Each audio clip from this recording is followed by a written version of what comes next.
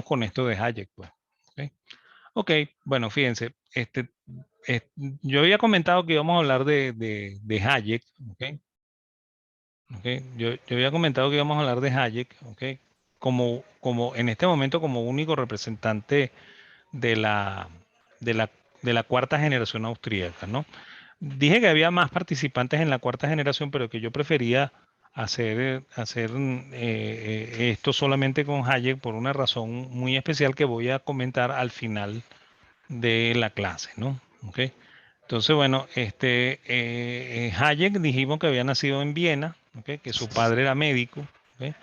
Y que además de médico se dedicaba a la investigación en biología, ¿ok?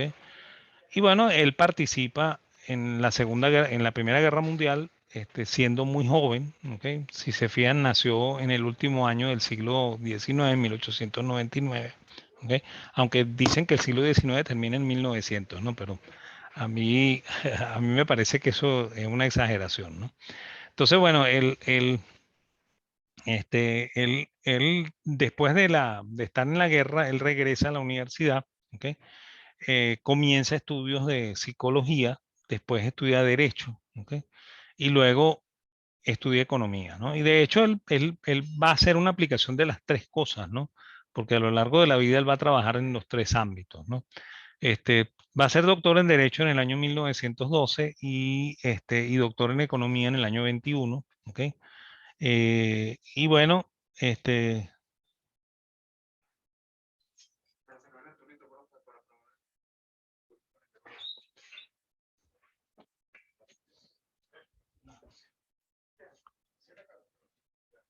entonces viaja a los Estados Unidos en 1923, ¿ok? Y, este, y bueno, después regresa a Viena en el año de 1927 y después luego va a estar en Londres a partir de 1931 hasta 1949, en el cual se marcha para los Estados Unidos, ¿no? Y bueno, y comentamos también que uno de los problemas del siglo XIX y del siglo XX, de inicio del siglo XX, es el ciclo económico, ¿no? Y que por supuesto esto se va a agudizar con la crisis del 29, ¿no? Ojo, aquí tengo que comentar una cosa adicional que no comenté en el video anterior, ¿no? Este, el, Originalmente se llamaba Gran Recesión a al periodo que corría a partir de 1873, ¿no? ¿Ok? Porque se consideraba que eso había sido una recesión, ¿ok? Yo tengo serias dudas acerca de que eso haya sido una recesión, pero se consideraba eso recesión, ¿ok? Y luego cuando ocurre la crisis del 29, la crisis del 29 suple ese puesto de gran recesión, ¿ok? Y la gente se le olvidó lo que pasó en 1873, ¿ok? Lo cierto, ¿ok? Es que el ciclo había sido un tema muy importante a partir de los mediados del siglo XIX, fundamentalmente porque Marx y Engels se lo habían planteado como problema económico, ¿ok? Y fundamentado en que ellos creían que había una relación entre el capitalismo y el ciclo económico, ¿no? De hecho, para Marx y Engels, los ciclos comienzan a partir de 1825, ¿ok? Que es el año de la crisis de los mares del sur, ¿ok? Que es una crisis que ocurre en Inglaterra, ¿ok? Sin embargo, hay varios escenarios de recesión anteriores a la primera revolución industrial y anteriores a 1825, ¿ok? Por lo cual pareciera que el planteamiento de Marx y Engels acerca de que esto es un problema del capitalismo como que está equivocado, ¿ok? Entonces, bueno, y basado también en la idea marxista del ciclo, Kondratiev, Kitchen y Juglar estudiaron diferentes clases de ciclo, ¿ok?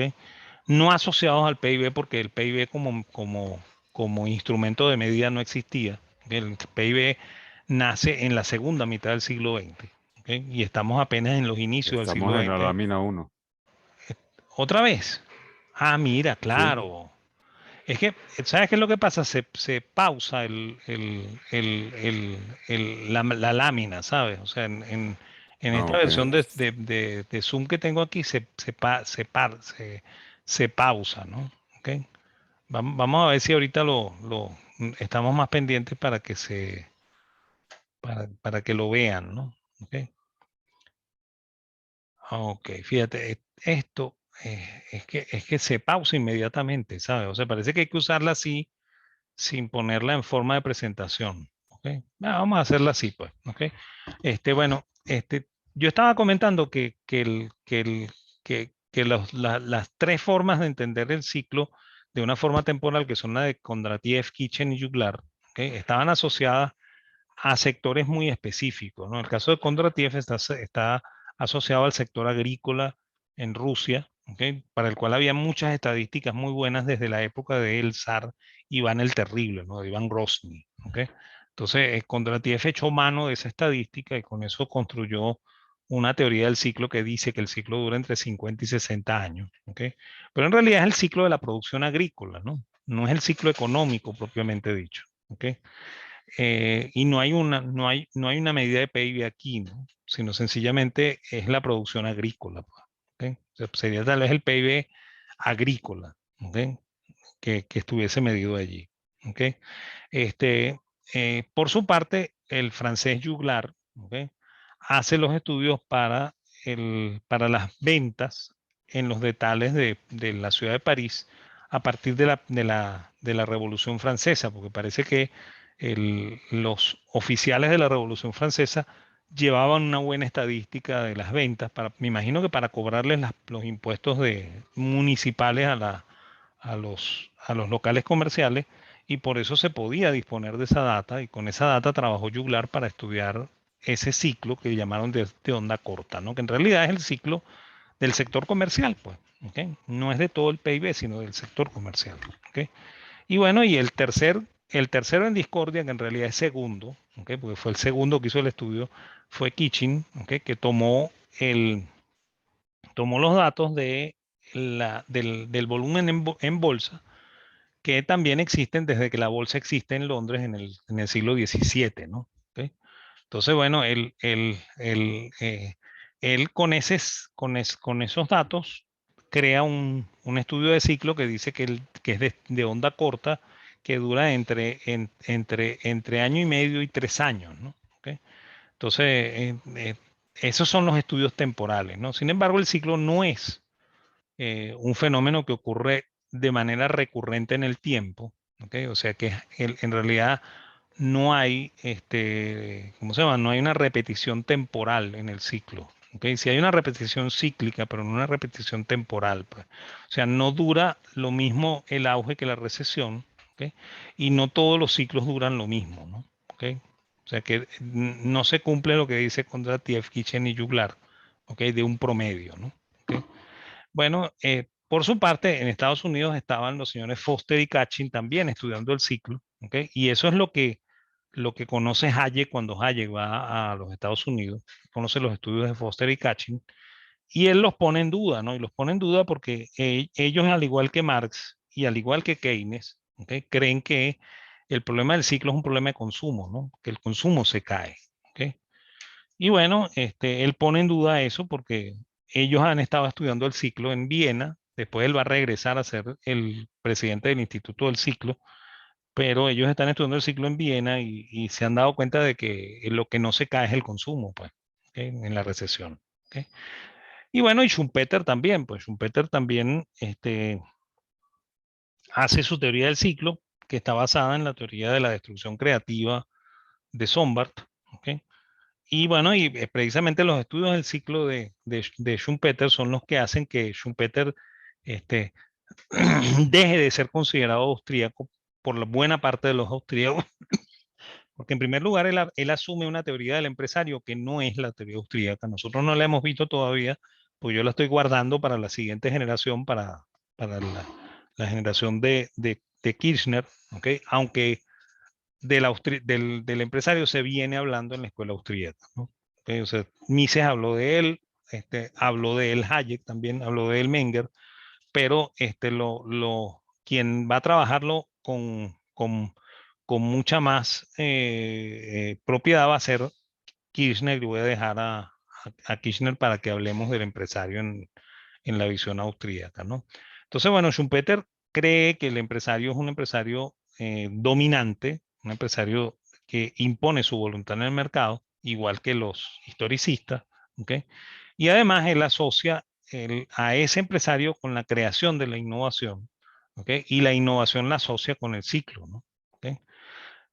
Y bueno, y él incluso llega a decir que dentro de este ciclo, que suele ser muy largo, ¿ok? Hay varios ciclos de Kondratiev, muchísimos más ciclos de Kitchen y muchísimos más ciclos de Juglar metidos aquí en este instante entre recesión y crisis, ¿no? Así es como lo ve Schumpeter, ¿no? ¿Ok? Este, eh, por el contrario, Hayek, ¿ok? Este, se centró mucho en el estudio del ciclo, en la parte en la que él desarrolló la teoría macroeconómica, eh, hasta donde se pudo en su momento en la escuela austríaca, ¿no? Entonces, él escribe varios libros. Primero escribe un libro en alemán que se llama El nacionalismo monetario y la estabilidad internacional, por lo cual Hayek está muy preocupado por la parte monetaria, ¿ok? Y por la parte ¿cómo se llama? De los flujos internacionales de capital, ¿no?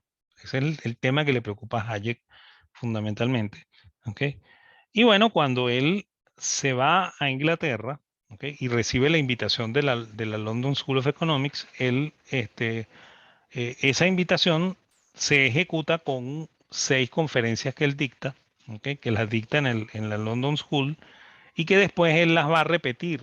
¿Ok? Por ejemplo, él va a ir a Cambridge y va a dictar esas mismas conferencias en Cambridge para que lo escuchen los economistas del grupo de Cambridge, ¿ok? Que son los economistas que dirige John Maynard Keynes. ¿Ok?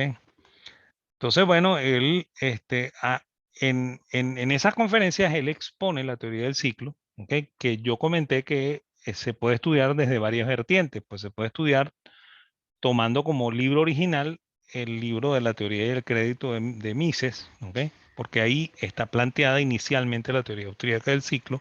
Se puede estudiar con este libro que se llama Precio de Producción y se puede estudiar con La acción humana, que es el otro libro de Mises que se publica en en el año 49 en los Estados Unidos. ¿Ok? Entonces, bueno, la teoría fundamentalmente dice lo siguiente, ¿no? Que cuando estamos en el fondo de la recesión, si el Banco Central o aquel ente que se dedica a centralizar la política monetaria baja las tasas y las baja por debajo de la tasa natural de interés. ¿Okay? Y aquí hay que referirnos a que otro economista, un economista sueco que se llama Knut Wicksell, que era muy amigo de von Baberg, ¿okay? Y que había sido alumno de Menger, ¿okay? Plantea esta teoría de la tasa natural de interés que hoy en día tiene un cierto repunte, ¿no? Hay economistas que han estado hablando de esa teoría, pero no la ven en la misma forma en la que la vio Wicksell, ¿no? Wicksell plantea en su libro que se llama La tasa de interés y el nivel general de precios, ¿ok? Él dice que la tasa natural de interés es aquella tasa a la cual ocurrirían los préstamos en una economía si no existiese el dinero. Entonces, eso suena bastante difícil para un alumno regular de la escuela de economía. ¿Ok? Y lo digo por mi caso, ¿no? O sea, cuando yo leí por primera vez esa definición, yo no entendía lo que estaba leyendo. ¿Ok? Y no los culpo a ustedes si no entienden lo que estoy diciendo yo en este momento, porque es difícil entender eso de que existan créditos cuando no existe dinero, ¿no? ¿Ok? Suena difícil, ¿no? Y sobre todo cuando uno tiene este, preparación keynesiana y en la preparación keynesiana te han metido en la cabeza que la tasa de interés es el precio del dinero. ¿Ok? Entonces tú dices, esto no es posible, o sea, ¿quién se le ocurre escribir una cosa así? ¿Ok? Pero efectivamente cuando no existía dinero, ¿ok? Los préstamos eran préstamos de cosas, ¿no? ¿Ok? Y esos préstamos debieron haber tenido una tasa de interés, ¿no? Esa es la tasa natural de interés para Bixel, ¿ok? La tasa natural de interés es una tasa subjetiva, ¿no? Por lo cual no se puede medir, ¿ok? No es una tasa que se puede promediar en un mercado y decir, mira, la tasa natural de interés es 12%, ¿ok? Sin embargo, esa tasa, este, cada uno de los empresarios la tiene de manera individualizada. Por eso que decimos que es subjetiva, ¿no? O sea, para unos puede ser 12, para unos puede ser 8, para otros puede ser 10, para otros puede ser 11, ¿ok? Es lo que yo me quiero ganar con la inversión, pues, ¿ok? Si el central no fija la tasa por debajo de ese nivel, entonces todos los créditos se van a conseguir por debajo de ese nivel, ¿ok? Y buena parte de los empresarios que tenemos una tasa natural de interés un poco mayor a la que el Banco Central la está fijando, entonces vamos a pensar que es rentable ejecutar el proyecto que tenemos en mente, pues. ¿Ok? O sea, nosotros hacemos el valor presente neto de nuestro proyecto a esa tasa que fijó el central, ¿ok? Y el proyecto empieza a ser rentable. Entonces, eso me va a llevar a mí a cometer un error de inversión, ¿ok? Que Mises llama mal investment, ¿ok? Hayek también llama mal investment, y que yo asomo la posibilidad de llamarlo inversión equivocada, ¿no? Porque es una inversión que no se debió haber realizado, porque no hay factores de producción, ni hay demanda para esa empresa que estamos planteándonos y que es posible única y exclusivamente porque el central fijó la tasa por debajo de su tasa de rentabilidad. Entonces hace viable esto en términos financieros, pero no lo hace viable en términos económicos, ¿no? Cuando nos lleguemos a la realidad con este proyecto, el proyecto no va a llegar a ningún lado, ¿ok? Es una mala inversión, pues. Es una decisión equivocada, ¿ok? Y es una decisión equivocada producto de una política monetaria que está equivocada también, ¿ok?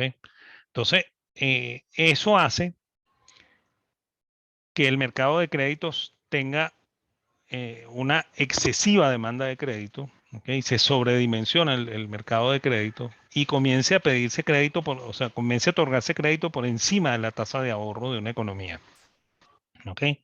Pero al mismo tiempo, la ejecución de este proyecto, ¿okay? Requiere del uso de factores de producción que no existen para este proyecto, que no están diseñados para este proyecto, y eso va a hacer que la estructura de la producción también se colapse, ¿ok? Y los precios de los factores de producción comiencen a crecer de una manera indiscriminada, ¿ok? Entonces, eso va a poner en peligro la inversión equivocada de arrancada, ¿no? Ya el mismo hecho de que los factores de producción se encarezcan, ¿ok? Hace que la inversión tenga problemas en el arranque, ¿ok? Y bueno, esos problemas se van a ir acrecentando, ¿no? ¿Ok? Porque como la estructura de costos se va a trastocar, ¿ok? Entonces, todos los factores de producción en general van a subir de precio, ¿ok? Y vamos a ver inflación en los factores de producción antes que inflación en el sector de consumo, ¿no? ¿Ok? Fíjense, este, eh, lo que está ocurriendo recientemente, ¿no? Primero sube el precio del petróleo, ¿ok? Después sube el IPC norteamericano, ¿ok? O sea, se está repitiendo el escenario que estamos planteando en la teoría del ciclo austríaco, ¿no? ¿Ok? Y bueno, cuando por fin la inflación llega al consumo y se detecta en el índice de precio del consumidor, entonces es que el Banco Central prende las alarmas en torno a una posible inflación, ¿no? Y eso es lo que lleva al Banco Central a ejecutar la política contraria, pues hacer una política contractiva para tratar de controlar la inflación que se está ejecutando, ¿ok? Y cuando él hace eso, entonces, bueno, las inversiones equivocadas que no habían colapsado por un problema de costo, colapsan ahora por un problema de costo financiero, pues. O sea, sencillamente hemos subido la tasa del mercado, ¿ok? Y el proyecto deja de ser rentable, ¿ok? Por una razón financiera, pues, ¿ok? Y esos proyectos que no se debieron haber ejecutado nunca son los que van a quebrar, ¿ok? En la recesión, ¿ok? Y son los que van a causar ese tránsito que nosotros llamamos recesión, ¿ok? Y bueno, ese tránsito es un tránsito necesario porque la economía requiere de que se ajuste, ¿okay? Que los precios bajen, ¿okay? Y que la tasa de interés también lo haga, ¿okay? Para que se inicie un nuevo proceso de recuperación económica, ¿okay? Por eso es que es imposible lo que trató de hacer Bernanke en el año 2008, bajando la tasa de interés cuando ya estábamos en la crisis, ¿ok? Para tratar de evitar la recesión, ¿ok? Y lo único que hizo Bernanke con esa acción fue alargar el periodo de la recesión, ¿ok? Si él en lugar de bajar la tasa la sube, ¿ok? Por supuesto debió haber habido una quiebra masiva en ese momento, ¿ok? Pero eso también garantizaría que la recesión sería mucho más corta, ¿no? Porque el ajuste sería mucho más violento, ¿no? ¿Ok? Ojo que no estoy diciendo que el Banco Central debe hacer eso, ¿no? Yo creo que el Banco Central no debería hacer ni lo uno ni lo otro, pues, ¿ok? Y es lo que creen los austríacos. Pues los austríacos creen que el ciclo está causado por un problema que se origina en el Banco Central, pues. O sea, el Banco Central es el que mueve la tasa de interés y él es el que ocasiona el ciclo, ¿ok? Y después cuando él genera el ciclo y produce la inflación, todos lo llamamos a él para que resuelva el problema de la inflación y cuando lo llamamos, causamos la recesión, ¿ok? Y bueno, después no nos gusta la recesión, pues. Y entonces lo llamamos también para que él vuelva a hacer política monetaria expansiva, ¿ok? Porque no recordamos que el problema es que cuando él causaba la política monetaria expansiva, era que se generaba todo este problema del ciclo, pues, ¿ok? O sea que este problema del ciclo no existiría si no existiera el Banco Central, pues, ¿ok? Eso es lo que fundamentalmente dice la teoría del ciclo austríaco, ¿no? ¿Ok? Y bueno, y aquí hay que llamar la atención en torno a la metodología que Hayek usa para explicar esto, ¿no? Hayek toma de William Stanley Jevons, ¿okay? El triángulo del capital, ¿okay? Que es la forma en la que Jevons estudia la teoría del capital. O sea, Jevons, este, parecido al enfoque mengeriano, cree que el consumo está en ¿cómo se llama? En este lado del triángulo, ¿ok? Y que en este lado está la inversión, ¿no? ¿Ok? Y que por supuesto la tasa de interés es la pendiente, ¿ok? ¿Cómo se llama? De este otro lado del triángulo, ¿ok?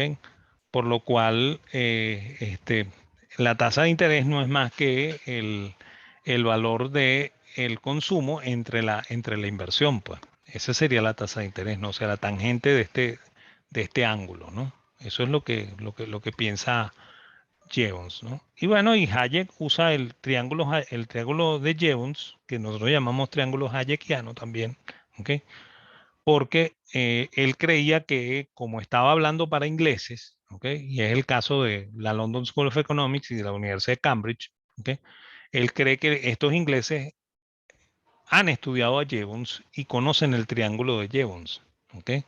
Lo que él no sabe, ¿okay? Porque por supuesto él no vivía en Inglaterra, él se mudó a Inglaterra en el 31, es que Jevons fue anulado por Marshall, ¿okay?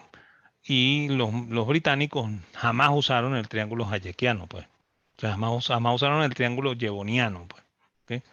Entonces, bueno, de hecho, es muy cómico leer los comentarios de los economistas de Cambridge cuando le comentan a Keynes cómo les está yendo con, con la conferencia de Hayek, ¿no? ¿Ok? Es más, eh, ¿cómo se llama? eh, eh, la señora Robinson, ¿ok? Le dice a Keynes que él llenó la pizarra de triángulos y nosotros no entendíamos absolutamente nada de lo que él estaba haciendo con esos triángulos, ¿ok? Y no lo entendían porque sencillamente ellos no eran alumnos de Jevons, ellos eran alumnos de Marshall. Y como yo comenté antes, Marshall se encargó de anular la presencia de Jevons en Inglaterra, ¿no? ¿Ok? Entonces, bueno, si lo vemos desde un enfoque austríaco, el primer orden es el orden del consumo, ¿no? El segundo orden sería el orden de la comercialización, ¿ok? Y de hecho, estos son los que nos venden los bienes de consumo, los comerciantes, ¿ok? El tercer orden sería el orden de la distribución, que sería todas las empresas que se encargan del transporte de los productos desde la manufactura hasta el sector comercial, ¿no? ¿Okay? El cuarto orden sería la manufactura, ¿okay? En el cual estarían todas las industrias de transformación, ¿okay? El siguiente orden, que sería el quinto orden, sería el orden de la refinación, ¿okay? Que quizá es el orden de los bienes semielaborados, ¿no? ¿Okay? Y bueno, y el último orden, ¿okay? Que en nuestro caso sería el sexto orden, es el orden de la minería, ¿no? Que es la que se encarga de extraer los materiales que van a ser refinados y después transformados en la manufactura, ¿no? ¿Okay? Entonces, bueno, estas son las etapas de la producción, ¿okay? Y estas son las que se van a afectar con con la aplicación de la política expansiva del Banco Central, ¿no? De hecho, cuando el Banco Central, o sea, cuando la economía crece de una manera sana, ¿okay? Lo hace porque hay ahorro, ¿okay? Por lo tanto, el consumo se reduce, ¿okay? Y abre cancha para que la inversión pueda crecer, ¿okay? Entonces, esta es la manera sana de crecer, ¿okay? Sin presiones exageradas sobre la estructura de producción, sino como con una transformación normal de la estructura de producción en la cual se reduce el consumo para elevar la inversión, ¿okay? Lo que ocurre normalmente desde la existencia de los bancos centrales es que el Banco Central presiona, ¿okay? Con la baja de la tasa de interés para que el consumo crezca, ¿okay? Y al mismo tiempo presiona con la baja de la tasa de interés para que la inversión crezca, ¿no? Entonces, esto pone en tensión la estructura de la producción, ¿okay? Fíjense que aquí el triángulo no se sabe si tiene esta hipotenusa o tiene esta hipotenusa, pues, ¿okay? Entonces, eso es lo que, así es como Hayek trata de explicarnos que es pésima la actuación del Banco Central como agente de política, ¿no? ¿Okay? Entonces, esto es lo que pone en tensión la estructura de producción y lo que origina después la crisis económica, ¿no? Ok, en el escenario de Inglaterra es donde se va a dar la diatriba con Keynes, ¿ok? Y la diatriba con Keynes es lo que ocasiona, ¿ok? Que la escuela austríaca deje de tener preponderancia, ¿no? Hasta este momento, ¿ok? La escuela que quizás estaba más adelantada en términos de teoría económica era la escuela austríaca, ¿no? ¿Ok? Y esa es la razón por la cual los profesores que están en la London School of Economics, que no están completamente de acuerdo con el tratamiento que se le está dando a la economía en la escuela de Cambridge, convocan a este chico que se llama Hayek, ¿okay? Para que forme parte del cuerpo de profesores de la London School con la intención de desarrollar una teoría macroeconómica que tenga algún sentido y alguna relación con la microeconomía, ¿no? Y bueno, Keynes en el año de 1930 publica un libro que se llama El Tratado del Dinero, ¿okay? Que yo siempre digo que es el libro menos leído de toda la teoría, de toda la historia de la economía, ¿no? O sea, ningún economista creo que haya leído ese libro con seriedad, ¿okay? De hecho, en ese libro hay una expresión bien curiosa, ¿no? Saben que Keynes escribe en cuanto a teoría económica, escribe tres libros, ¿no? El primero es el libro de, de que se llama Breve Tratado de la Reforma Monetaria, ¿okay? En el cual él plantea que hay que eliminar el patrón oro, ¿okay? Y que hay que establecer tipos de cambio que no existían, ¿no? ¿Okay? En 1923 no había tipos de cambio. Los tipos de cambio se daban por una relación en el valor oro de las monedas, ¿no? O sea, por esa razón la gente decía, por ejemplo, que un bolívar valía 5,20 dólares, ¿okay?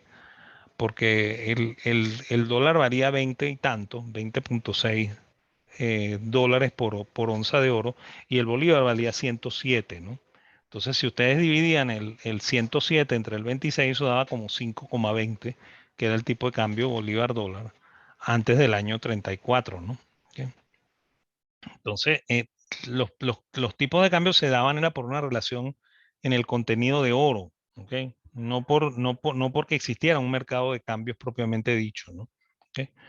Y bueno, una de las cosas que propone Castle, ¿ok?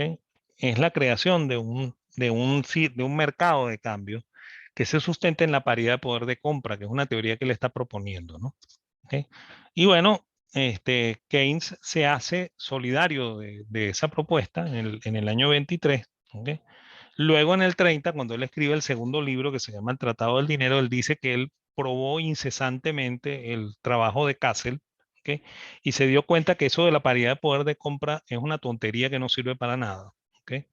Y por eso que yo les digo que es el libro menos leído de toda la historia de la economía, porque a ustedes y a mí nos enseñaron que la paridad de poder de compra era como ¿cómo se llama? Como una vaca sagrada que había que respetar. ¿Ok? Y Keynes en el libro del 30 no la respeta para nada, ¿no? ¿Ok? Nos dice que eso no debería usarse, que eso es una perogrullada, así lo dice en términos muy, muy soeces. ¿Ok? Pero es su versión, ¿no? ¿Ok? Bueno, ese libro que se llama Tratado del Dinero, este, copia mucho de la teoría del ciclo de Foster y Catching. ¿Ok? Keynes se hace solidario de la creencia de que lo que se cae es el consumo. Eso también se va a mantener en la teoría general. ¿Ok?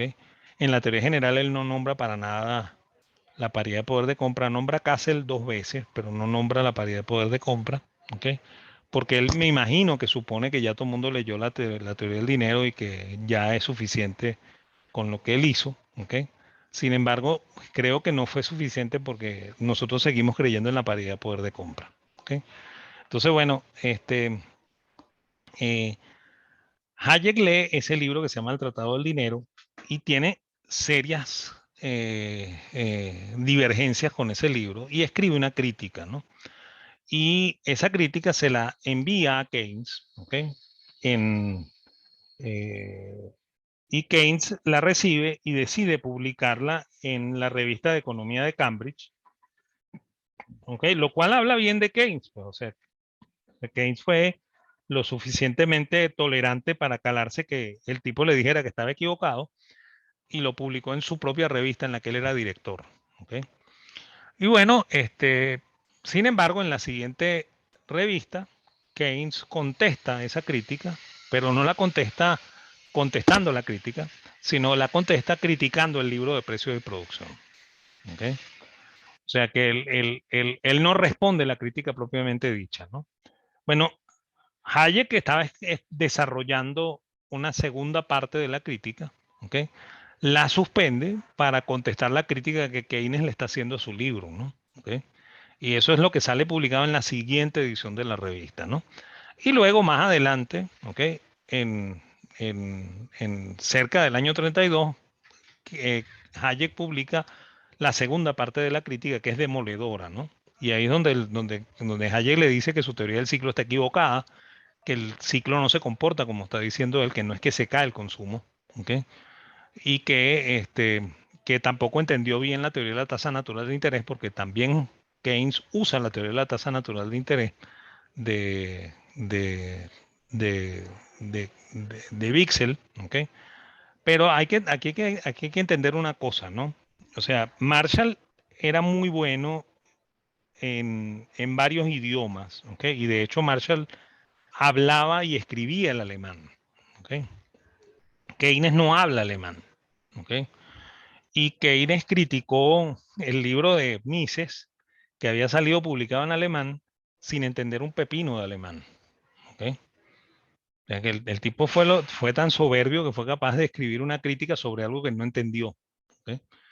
Y bueno, y él plantea en la teoría, en el Tratado del Dinero, como uno de sus supuestos la teoría de la tasa natural de interés de Wixell, sin entender lo que es la teoría de la tasa natural de Wixell, ¿no? Y una de las críticas que le hace Hayek es esa, le dice, usted como que no leyó el libro de Wixell y no sabe que Wixell dijo esto, ¿ok? Y bueno, Keynes, eh, después de eso, va a hacer, ¿cómo se llama? Va a cambiar el escenario de la diatriba, ¿ok? Y se va a pasar al escenario de las cartas, ¿no? O sea, él le va a escribir unas cartas a Hayek, preguntándole a Hayek cómo él piensa de tal tema, cómo él piensa de tal otro tema, ¿ok? Y él le va exponiendo lo que él piensa, ¿no? ¿Ok? Y Hayek le va contestando a las preguntas que le hace Keynes, ¿ok? y a su vez le va explicando por qué es que el planteamiento de Keynes no está de acuerdo con la teoría económica que se había llegado o se había desarrollado hasta ese momento, pues. ¿Ok? Bueno, eso hace que nosotros no tengamos una visión muy clara de lo que ocurre aquí. O sea, que la diatriba dejó de ser en revista, que pasó a ser un asunto personal de cartas entre los dos. ¿Ok? Esas cartas están publicadas. ¿Ok? O sea, se consiguen en un libro que organizó Bruce Catwell, ¿ok? Que se llama Contra Keynes y Cambridge, ¿ok? Que son las cartas que Hayek le escribió a Keynes y las cartas que Keynes le escribió a Hayek, ¿no? E incluso ahí están las críticas, ¿no? La crítica que inicialmente hizo Hayek, la segunda crítica de Hayek, sale la crítica de Keynes, ¿ok? Y la respuesta de Keynes en forma de cartas, ¿ok? Y toda esta gama de cartas, ¿no? Y después la crítica de Sraffa, que es la última, ¿no? ¿Ok? Entonces, bueno, al parecer, eh, Sraffa era un alumno de Keynes, ¿ok? Sraffa era un italiano que había tenido que huir de Italia, porque en Italia estaba Benito Mussolini, ¿ok? Y Sraffa no era muy bien visto por Benito Mussolini, entonces Sraffa le pidió ayuda a Keynes y Sraffa se fue a la London School of Economics a estudiar el doctorado, ¿ok? Y dar clases, ¿no? ¿Ok?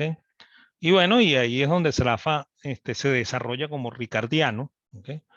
Y bueno, él le va él va a hacer la última crítica de esta diatriba, ¿ok? Él le va a escribir una crítica terrible a precios y producción, ¿ok? Porque claro, él la ve desde un enfoque absolutamente ricardiano, ¿ok? No la ve, él no entiende lo que está haciendo Hayek en el libro de Precio y Producción, y esa crítica nunca la contesta Hayek, ¿ok? O sea, la segunda crítica de Sraffa jamás es respondida por Hayek, ¿no? Entonces eso, ¿ok? Pone en entredicho toda la teoría austríaca, ¿ok? O sea, desde allí, todo el mundo en las escuelas de economía no quiere meterse en el tema de la escuela austríaca, ¿ok? Porque Hayek nunca respondió esta contrarréplica que hizo Sraffa en el año 32, ¿no? ¿Ok? Y bueno, y eso abrió la cancha para que se expusiera la teoría general, ¿ok? Y para que se entronizara la teoría keynesiana como teoría macroeconómica para entender los fenómenos del mundo macro, pues, ¿ok? O sea, desde allí comienza eso, ¿no? Y ojo que aquí hay que aclarar también que lo que estudian ustedes en la macro tampoco es la teoría general pura, ¿no? O sea, si ustedes leyeran la teoría general se encontrarían con cosas que ustedes jamás ven en macro, ¿no? ¿Ok? Que no están desarrolladas en el tema de macro. Y esa es la razón también por la cual una escuela que se llama la escuela de los post-keynesianos critica mucho a los neo-keynesianos, que son los que liderizan esa forma de entender la macro que se enseña en los manuales de macroeconomía, pues. ¿Ok? Entonces, bueno, con eso paramos esta y vamos a seguir en un siguiente video